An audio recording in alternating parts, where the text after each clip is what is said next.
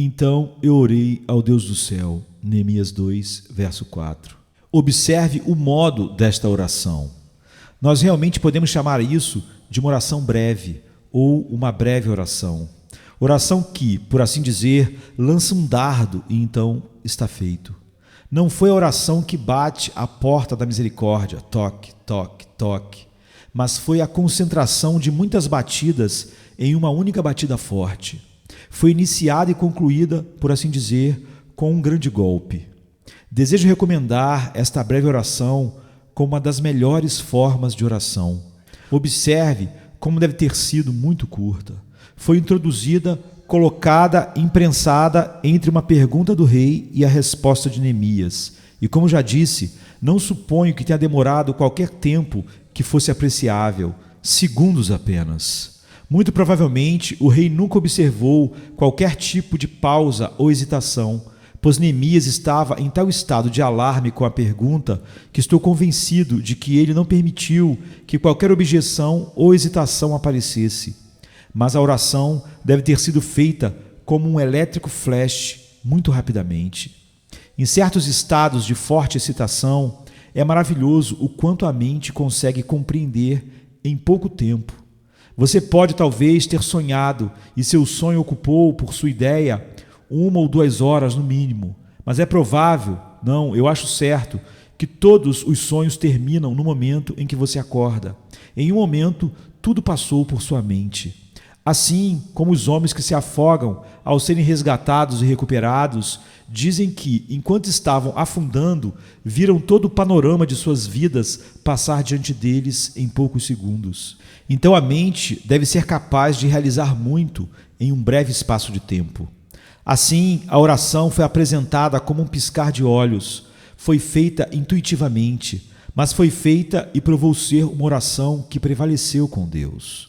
Sabemos também que deve ter sido uma oração silenciosa, e não apenas silenciosa quanto aos sons, mas silenciosa quanto a quaisquer sinais exteriores, perfeitamente secreta.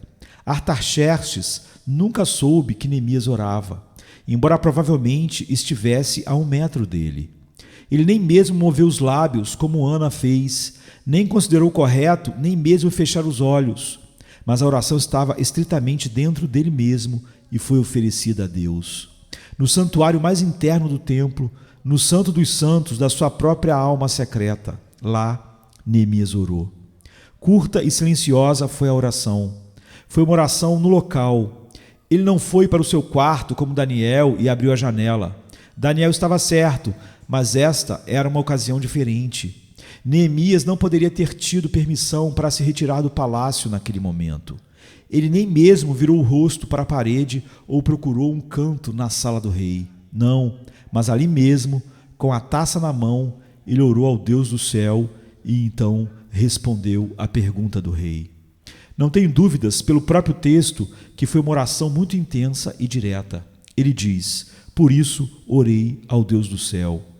Esse era o nome favorito de Neemias para Deus, o Deus do céu. Ele sabia para quem estava orando. Ele não puxou um arco em uma aventura e fez suas orações de qualquer maneira, mas ele orou ao Deus do céu. Uma oração direta e certa a Deus pela coisa que ele queria. E sua oração se acelerou, embora ocupasse menos, talvez, do que 1 segundo de tempo. Foi uma oração de um tipo notável. Eu sei que foi assim porque Neemias nunca se esqueceu de que ele a orou. Já orei centenas de vezes, milhares de vezes, e não me lembrei de nenhum minuto em particular depois, seja quanto à ocasião que me despertou ou a emoção que me excitou, mas há 1 ou 2 orações em minha vida que jamais esquecerei. Não as anotei em um diário, mas me lembro de quando orava, porque o momento era muito especial e a oração tão intensa e a resposta a ela foi tão notável. Agora, a oração de Neemias nunca foi apagada da sua memória. E quando essas palavras para a história foram escritas, ele escreveu: então eu orei ao Deus do céu. Uma pequena oração feita nos limites entre uma pergunta e uma resposta. Um mero fragmento de devoção ao que parecia, mas tão importante, que é registrada em um documento histórico como parte da história da restituição e reconstrução da cidade de Jerusalém, e um elo nas circunstâncias que levou aquele evento de caráter tão importante na história do propósito de Deus. Neemias achava que era assim e, portanto, ele anota o registro.